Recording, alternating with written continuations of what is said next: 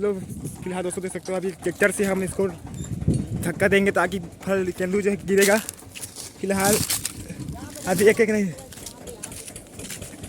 अभी ट्रैक्टर से धक्का दे रहे हैं भाई सुरेश भाई, यहाँ देख सकते हो। फिलहाल तो देखते हैं कितना केंदू गिरता है। ओ देख सकते गिरा, काफी गिरा देखो यार। एक बार और, एक बार और, एक बार और, एक बार फिर। ओ धक्का ये सही तरीका है, इसमें पेड़ में चढ़ना ही नहीं पड़ता। ओ सारा हाँ। ओहो क्या फिर भाई दोस्तों गिरा, काफी तेंदू फल गिरा अभी।